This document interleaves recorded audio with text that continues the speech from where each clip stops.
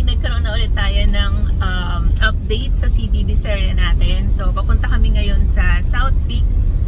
I-check natin yung progress ng construction natin doon. Yung nandun lang ngayon is si Foreman Jordan. At least makakaikot-ikot tayo, hindi tayo makaka-istorbo dun sa mga workers natin. Noong mga previous week, nakakadalaw din kami sa CDB pero hindi kami nakakapag-vlog. Actually kasi wala kaming time. Parang sasaglit lang talaga kami. Check lang namin kung tama ba yung mga nagiging progress dun sa construction or kung meron kaming gustong ipa-update or ipabago. Actually, yun yung isang ipapakita namin sa inyo mamaya. Kasi minsan hindi maiiwasan na kahit ongoing na yung construction, meron kang mapapansin na parang mas maganda to dito or mas maganda na gawin natin to. Minsan kahit tapos na yung masonry works, parang may gusto pa ako ipalipat or meron akong gustong ipadagdag. Mamaya ipapakita namin sa inyo kung ano yun. So, minsan, actually hindi minsan, ako talaga yung parang pinakamakulit sa amin na nagpapalipat-lipat ng mga parts or parang design dun sa CDB.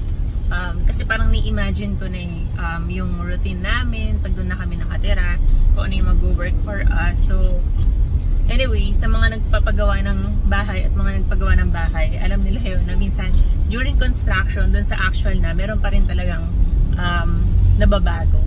So, yun siya, isa yun sa mga reason kung bakit tumagal yung construction natin.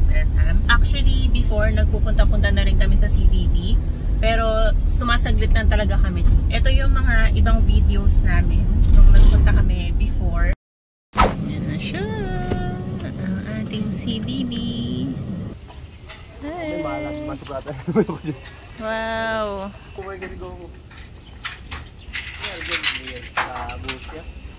Lilipat ko Lilipat na? Ay, sa Rodel.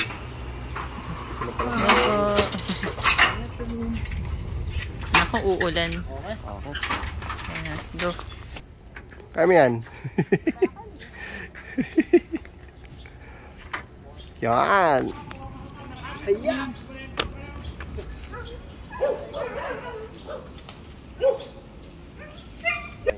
Oh, tapos ito yung sa magiging master bedroom slab, no? Nice. Ang taas ng first floor natin, no? Ay, upper ground floor. So, dito yung magiging sala. Ayan, si Rodel. Hello. Rodel. Si Steelman. Si Steelman. Shhh, kawaya. Hello. Kawaya, ayan. Si Goku. Merienda break.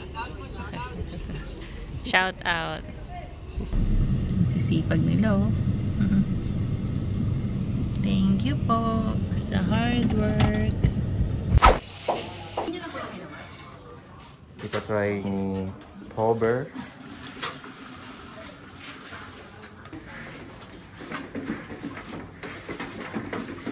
Hirap kasi pag, alam mo na, nasa utak ko siya, pero hindi ko siya ma-explain na maayos. Hindi ko magaling mag-explain. Workshop po to, Berfam. Mag-a-apply na kasi si Pober ng pintor sa CDB. Kasi kulang kami ng pintor eh. So siya na magpipintor. Yan, tingnan na ginagawa niya. Una ito, parang medyo shallow siya. Gusto ko siyang pakapalin. Papatungan ko siya.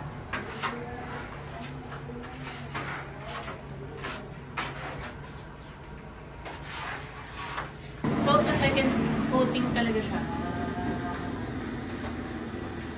Parang si Jerome Mata lahat ng gagawa ng pintura ng pader. So, yun siya. Ito yung magiging finished product natin sa paint, Berfam. And I think sobrang ganda nito kapag na-apply na siya sa buong bahay. Pero yun, hindi kami nakakapag-vlog kasi after namin mag-check, parang umaalis talaga kami kaagad. So, yun. So, ngayon tayo makakapag-vlog. Check natin kung anong progress sa site. Let's go!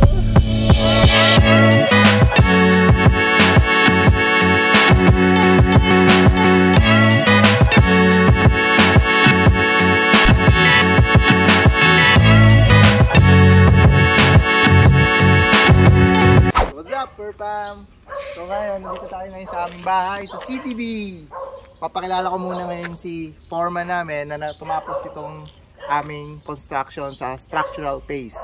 So, foreman, pasok! Ayan. Bali siya si Foreman Jordan, isa sa mga favorite kong foreman na nagtatrabaho pa ako sa Batulao Artscape. So ngayon, tatanungin si Foreman para siya na rin magsabi, anong phase na ba ang ating construction sa CDB?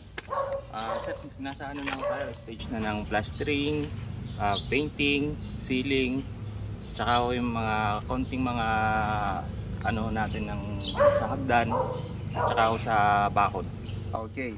So yun, so salamat Foreman Jordan sa info na yun. So ngayon, guys, papasok tayo sa CDB para i-check yung mga gagawin nating pag binabago sa plano. Saka i-discuss din natin mamaya ano yung mga binago natin saka naging development sa ating project. So let's go! Ayun, so nandito na tayo sa foyer natin, Berfam. So kung makikita ninyo, no, dito yung parang pinaka-glass natin sa harapan. Pero again, wala pa siyang glass ngayon kasi ito yung ginagamit ng mga workers natin para pumasok dun sa dito sa CDB natin. So ngayon, butas pa lang siya. And then dito sa pader na to, dito tayo magkakaroon ng stone cladding sa harapan. Pero sa ngayon, wala pa siya dahil nasa masonry work pa lang tayo. Pero sa mga susunod nating vlog, i-update namin kayo, Berfam.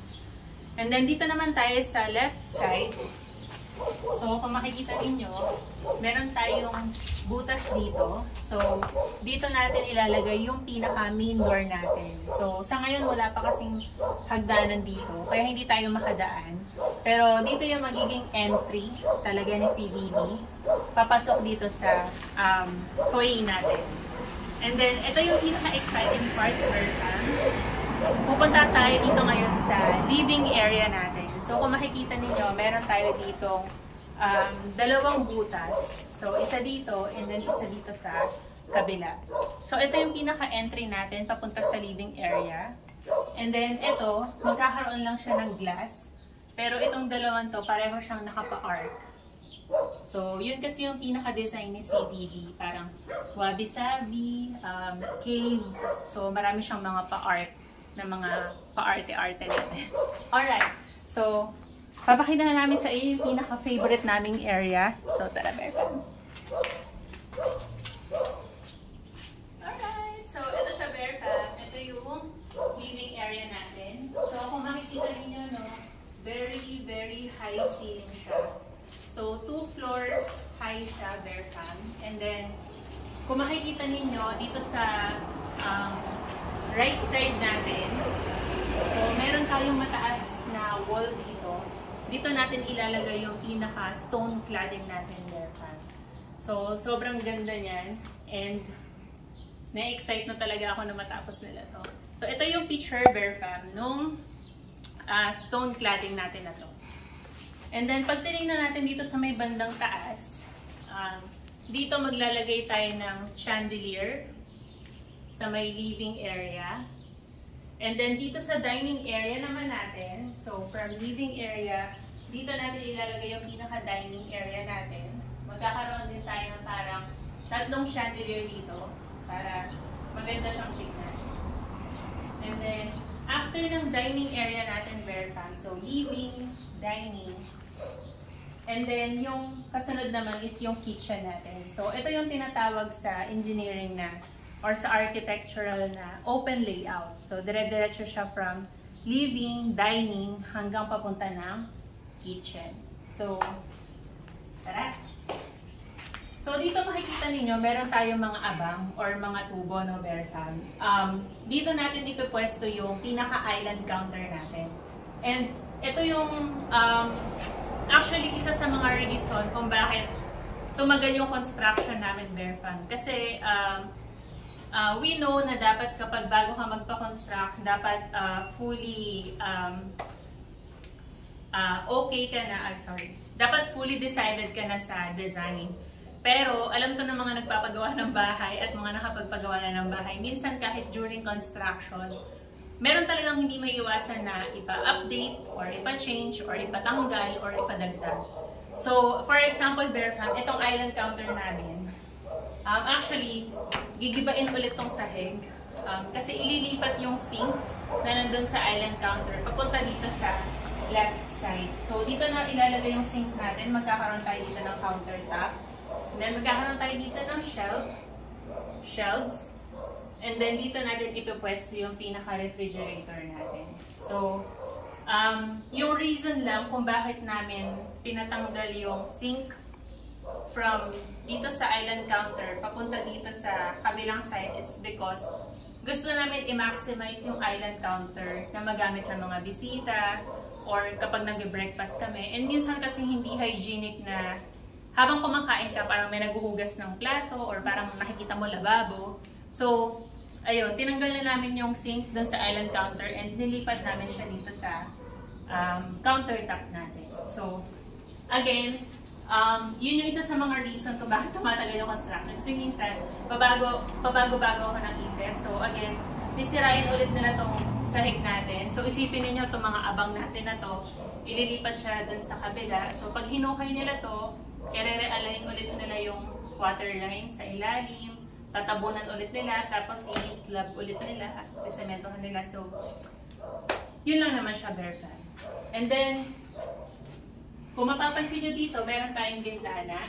So, si Faber yung nakaisip nito actually. Very rainy. Ayun. So, naisip niya na magkaroon na lang ng bintana instead ng range hood para hindi rin masyadong cluttered yung area na to. So, pag nagluluto, pwedeng yung amoy, diretso na siya palabas. Ayun. So, dito kasi yung cooktop namin. So, kapag nagluluto, yung amoy nung niluluto, diretso na siya sa labas. So, eto, sliding window siya. Yun yung isa sa mga advantage kapag yung napangasawa mo is engineer. So, meron siya mga brainy things like that. Alright. And then dito sa part na to, meron tayong sliding door. Ayan. Sliding door siya, kaya talagang maliwanag yung kitchen natin. And then, aside from sliding door, meron pa tayong dalawang malaking bintana dito. So, gusto natin very inviting yung vibe, no? Parang habang nagbe-breakfast ka, maliwanag,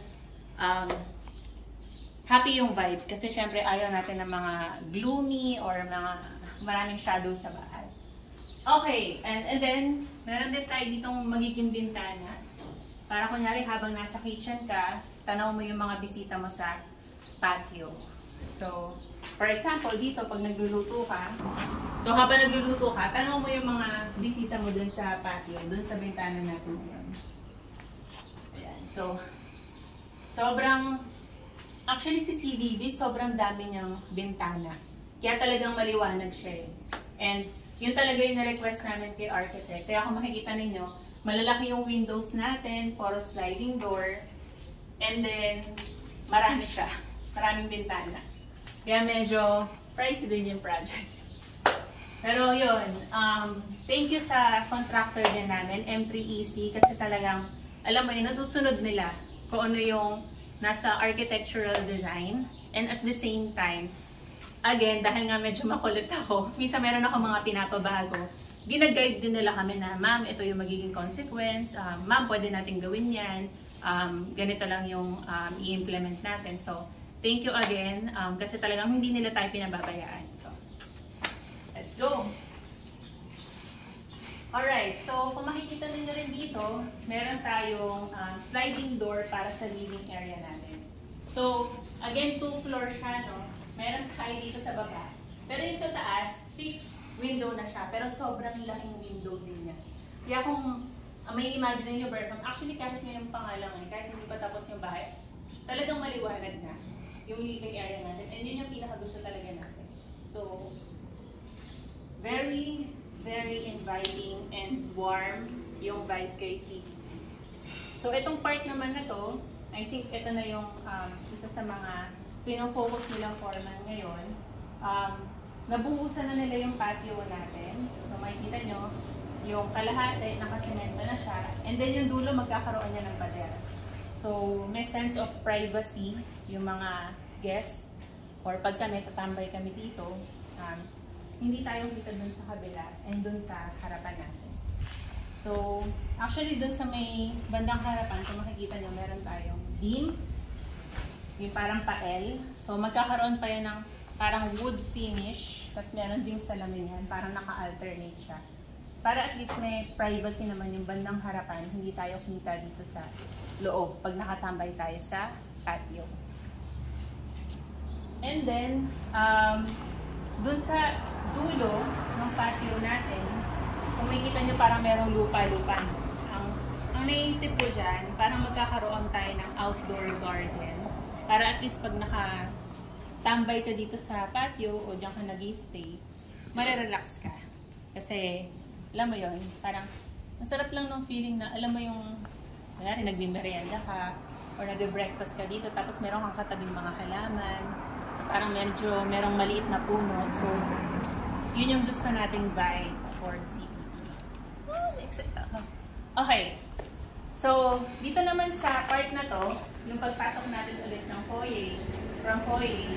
So, ditong part na to yung stairs naman natin. Pero again, wala pa siya. So, nag-improvise again sila foreman ng wood stairs muna.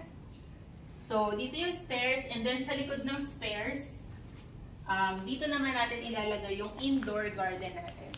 So, syempre, kung gusto natin na relax tayo pag tumatambay tayo sa labas, syempre gusto rin natin na relax tayo kapag nandito tayo sa loob. So, nagkakaroon tayo ng parang pag-garden dito. Siguro fake plant lang.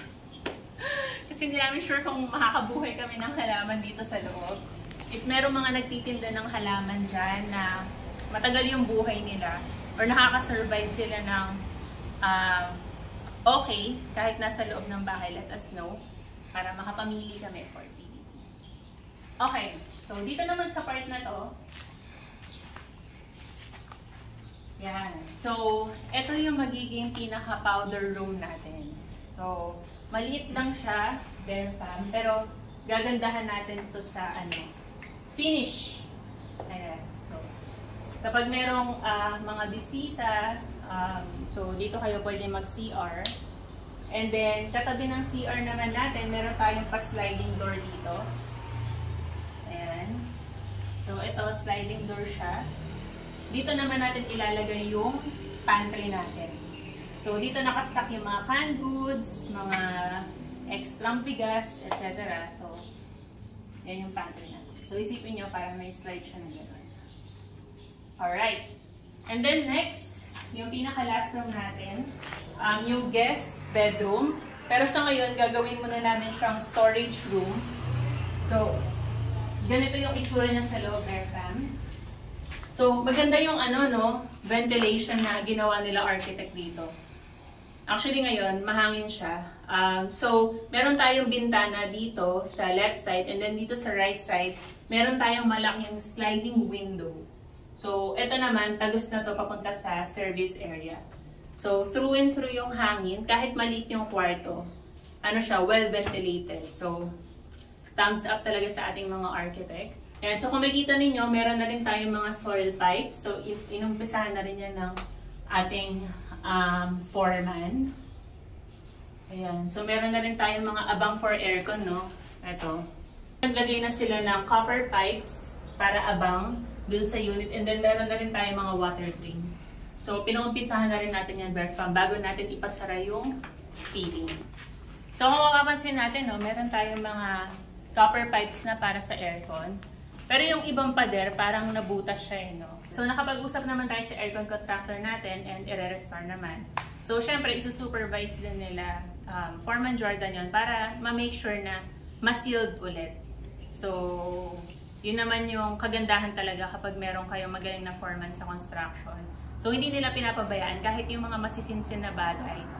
Ine-ensure nila na maayos yung pagkakagawa or kung meron mang masira, mabutas, ine-ensure nila na maganda yung pagkaka-restore. So, isa pa, Berfam, na ipapakita namin sa inyo, isang feature ni CDB is yung dalawang butas sa taas, kung makikita natin. Ayan. So, again, thank you sa ating mga engineers and sa ating foreman. No? Sila na yung nag-DIY niya. So, originally, sa architectural design natin, hindi talaga dyan yung pwesto ng skylight. Yung original na placement nung skylight natin is sa likod nitong stone cladding natin. So, sa likod kasi ng stone cladding na yan, merong hallway na ipapakita namin sa inyo mamaya. So, dun yung pinaka-original placement ng skylight. Pero again, Bear Fam, ito yung sinasabi ko sa inyo na makulit ako. Sorry na.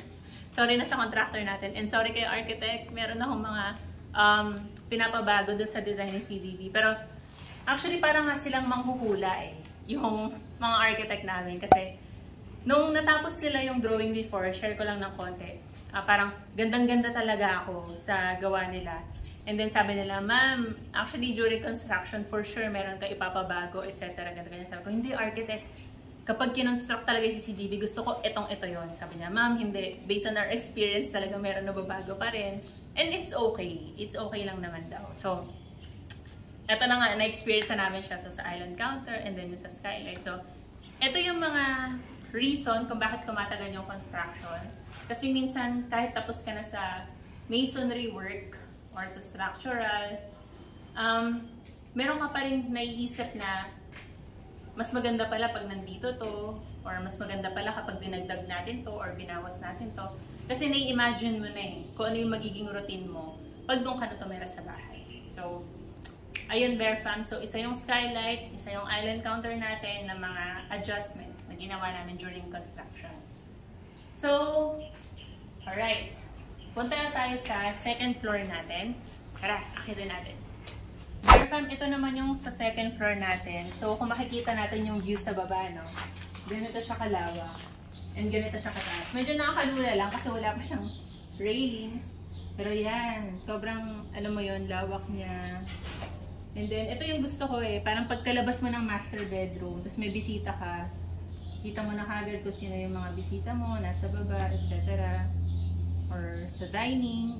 And ang sarap ng tumambay dito. Actually, kahit itong hallway na to, alam mo yun, parang ang sarap niyang tambayan. Parang nakakadungaw ko lang ng dito. Tapos, ito yung pader na sinasabi ko na magkakaroon tayo ng stone cladding. So, yan, nakapa-arch na gano'n. Magkakaroon ng bato-bato. Again, ito yung picture. Ayan, so, sobrang naka-excite tong pader na to. I know na magagawa to nila forma ng napakaganda. So, ipapakita ko sa inyo kung saan originally nakalagay yung skylight natin. So, tara! Ito siguro sa mga next vlog na namin ipapakita sa inyo. Pero ito, papakita lang namin ng very quick. So, kung makikita ninyo dito sa taas, yan. So, ito yung sinasabi ko kanina na parang hallway na dito nakapwesto yung skylight. Actually, maganda siya. And yung instruction talaga namin kay architect, nung dinesign nila to is, gusto ko magkaroon ng skylight dito para maliwanag tong hallway na to. Yung parang hindi mo na kailangan magbukas ng ilaw sa umaga para makadaan ka dito. Pero, yun nga, naisip namin ni Ber na parang sayang yung skylight kung nandito lang siya. Kasi maganda yun maganda sa umaga, maganda rin siya sa gabi. So, gusto namin siya ma-enjoy parang habang nag-breakfast kami or pag gusto namin mag-stargazing. So, kung dito ilalagay kasi yung skylight, hindi kami makakapaglagay dito ng parang table tsaka chair para, alam mo yun, kaya nagkakape ka, tapos titingin ka sa taas. So, nung inisip na namin yung magiging routine namin dito sa bahay, gusto kami mag-breakfast, saan kami tatambay pag sa gabi, naisip namin na alisin na yung skylight dito. And again, ilipat siya dun sa kabila, which is dito. Ay, sorry Bear Fam, balik ulit tayo dito. Bago na tayo lumipat sa kabila, ito yung dalawang room dito sa front side nung bahay natin. So, meron tayong isang room dito, meron tayong isang room dito. Pero, hindi mo na namin papakita ngayon. Siguro sa mga next vlog na lang natin para surprise mo na. Okay. Punta tayo doon sa kabila. Okay, so again, dito natin pinwesto yung skylight para kapag ka umaga, alam mo yun, pwede ka maglagay ng table dito, tapos kape-kape ka lang, o kaya pag sa gabi, magabasa ka, titingin ka sa langit, tapos alalahanin mo yung mga pinagdaanan mo sa buhay, gano'n. Gusto mo maging imo-imo, etc. So, perfect tong place na to. So, I think, okay na okay yung skylight dito. And again, ito, wala na to sa architectural drawing. DIY na lang na ginawa to nila. Foreman Jordan. Ayan, palakpakan ulit natin ang ating napakagaling foreman. Ayan, si Foreman Jordan yung nagputas dyan. Okay, tapos dito sa side naman na to, yung pinaka window natin para makita natin yung, dito natin ilalagay yung mga tank natin, water tank, and then yung mga outdoor unit ng aircon natin. So, in a way, double purpose na rin tong window na to. Ginawa na rin namin siyang fire exit. If in the future, magkaroon ng accident or anything, alam mo yun, mga unknown things, meron tayong fire exit dito. And required din talaga ng Oboton o Bern. Tama. Na merong fire exit yung bahay. So, dito siya. Okay. So, next. Oops! So, dito naman yung master bedroom namin. Pero, surprise na lang ulit kung ano yung nandito. Siguro sa mga next vlog na lang natin, doon na lang namin papakita sa inyo, pati yung walk-in closet namin. So, meron lang kaming isang part ng master bedroom na ipapakita sa inyo, which is, yun yung favorite area ni Paber. Kasi si Paber mahilig siyang mag-Nintendo, Nintendo Switch, tapos mag-cellphone o the Netflix. So, perfect yung spot na yun para ma-enjoy niya yung me time niya. So, tara! Alright, so ito yung sinasabi namin sa inyo na part ng master bedroom na favorite talaga ni Paber. So, ito yung tinatawag niya na divan, or parang corner window natin. Pero sobrang laking window nito, Berfam. As isipin niyo, magkakaroon siya ng parang sofa bed dito. So, kung gusto niya mag-relax, upo lang siya dito, kaya higa. Ayun. Tapos, ito yung view ng pinaka-divan niya. So, tingnan niyo naman. So, nature. Tapos, alam mo yung kitang-kita mo yung langit, yung sky. So, sobrang nakaka-relax siya. Ayan. So, maganda siyang, alam mo yon, tambayan kapag umaga, kapag gabi, gusto mo mag-relax. I think maganda rin tumambay dito pag umuulan. Alam mo yung gusto mo mag-senti-senti lang. Ito yung divan. Tingin ko magiging kakompetensya ko si Paber dito. Dito ka. Mag-office ka dyan. Dito yung office area naman namin. So anyway, tsaka na namin siguro kayo itutour sa master bedroom. Pero, ayun, gusto lang talaga namin ipakita sa inyo itong part na to kasi sobrang excited dito si Paber. Alam mo yun, ito yung pinaka-binantayan niya. And, tawagin natin ulit si Foreman Jordan.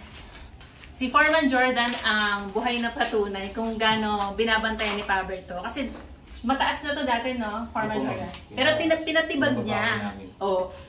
Pinatibag niya kasi gusto niya, alam mo yung malaki yung window, gusto niya yung pag umupo siya talagang pwede siyang, alam mo yun, may feel na mahuhulog, char.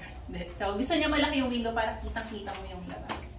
So, ayan. So, tinabag ulit siya nila, Foreman Jordan, tapos pinababaan nila, tapos saka ulit nila pinatitadahan. So, I hope happy si Paber sa divan niya. Thank you, Foreman Jordan. So, tara! So, hanggang dito na lang muna ang construction update namin, Berfam. Yung mga rooms sa susunod na CDB serye na lang siguro namin ipapakita sa inyo. And I hope na-enjoy nyo tong video na to. So, kung meron kayong mga questions, Berfam, comment down below and sasagutin ni Paber lahat ng construction questions ninyo. Alright, so yun na lang muna, Berfam. Thank you so much!